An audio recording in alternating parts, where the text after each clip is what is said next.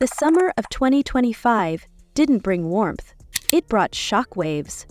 The moment July hit, the NBA world was flipped on its head. It all started with the Milwaukee Bucks detonating a cap space bomb that left fans stunned and analysts scrambling. Damian Lillard, once hailed as the missing piece in Milwaukee's championship puzzle, was waived and stretched in a jaw-dropping financial maneuver. The Bucks agreed to eat over $22,500,000, 0 cents a year, in dead cap money, the largest stretch provision in league history, just to clear space for a new plan.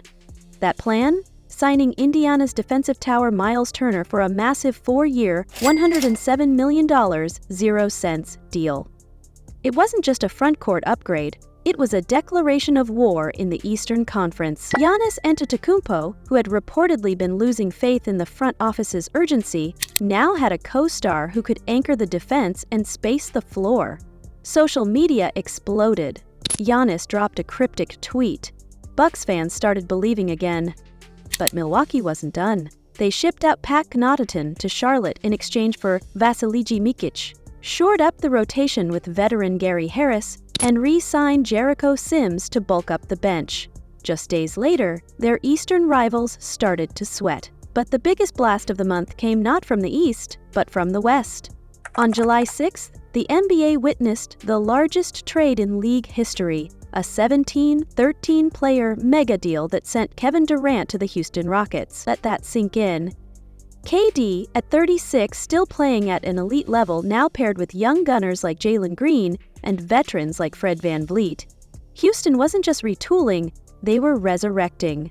The Rockets even pulled Clint Capella back into town via a sign-and-trade with Atlanta, reuniting with a fan-favorite big man to man the paint. Meanwhile, Phoenix's front office embraced chaos, sending out Durant and absorbing Dillon Brooks, draft picks, and young prospects in return. It was a gamble that signaled the start of a rebuild. Durant smiled in red again, and Houston instantly became a title threat. While Houston ignited headlines, Oklahoma City quietly pulled off a masterpiece. Fresh off their first title since the days of the Sonics, the Thunder locked in their centerpiece. Shai Gilgeous-Alexander signed a 4-year, $285 million supermax extension, the largest annual salary in league history. It was poetic. Shai had delivered a Finals MVP performance in June, and now OKC made it crystal clear. He's their guy, their leader, their future. And the best part? They didn't go spending recklessly. No bloated contracts, just calculated patience and faith in their core. The message was clear.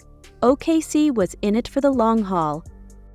As the free agency storm raged, Las Vegas lit up with the 2025 Summer League. Charlotte Hornets, a franchise desperate for hope, found their spark in Knuppel, the rookie sharpshooter who dropped 21 points and hit 4 threes in the title game. The Hornets won their first ever Summer League crown, and Knuppel walked off with Finals MVP honors. He didn't just shoot, he torched. But if Knuppel was the heart, Utah Jazz's Kyle Filipowski was the soul of the tournament. The 2024 second runner averaged nearly 30 points a game and dominated the paint like a seasoned pro. He was named Summer League MVP after putting together one of the most dominant runs in recent memory. Analysts started whispering, is he Utah's new franchise big? And then came the dark horse, Miles Kelly.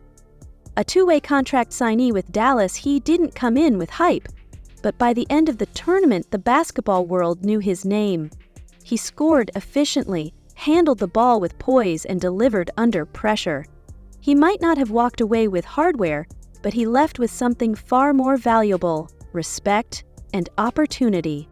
Back in front offices, restricted free agency had turned into a slow grind. Josh Giddey wanted $30 million 0 cents a year from Chicago, but the Bulls weren't budging beyond $20 million 0 cents. Talks stalled.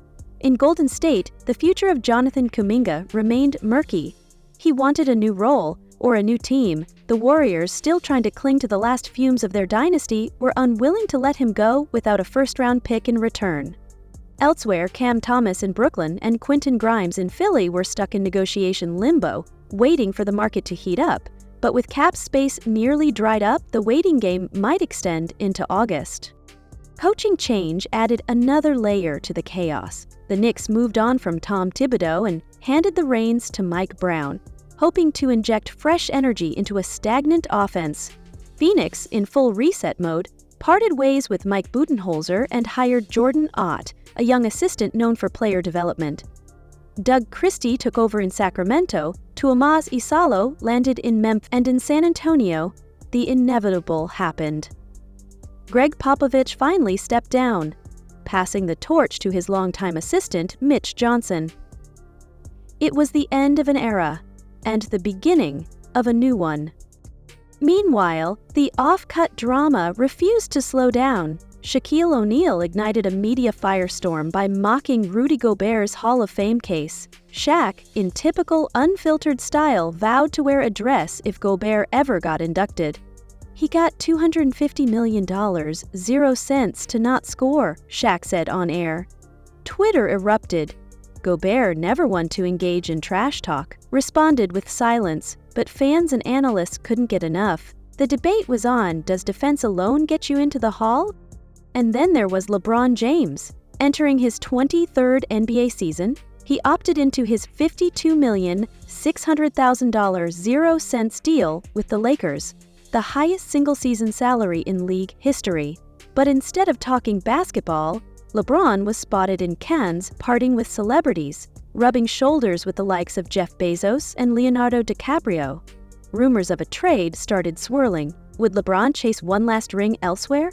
Dallas was floated, but the Mavericks reportedly passed. LeBron's no-trade clause means the ball is in his court, as always. One decision from him could shift the league again. As July came to a close, the NBA had transformed before our eyes. Milwaukee had gambled big on reshaping their roster. Houston had pulled off a blockbuster that nobody saw coming. OKC secured its future. Rookies had risen from the shadows, free agents waited anxiously, legends stirred drama. And fans?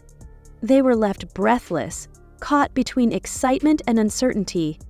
This wasn't just another offseason. This was a courtquake. The kind of July that rewrites storylines, ruins power rankings, and lays the groundwork for a season that's already screaming with anticipation. The question isn't just who will win in 2026, it's who will even survive the chaos unleashed in July 2025. If you're a basketball fan, keep your notifications on. The drama has only just begun. Subscribe for more breaking NBA news and off-season breakdowns. Hit the bell to never miss the next blockbuster trade or rookie breakout. Comment below, which team do you think won the 2025 offseason?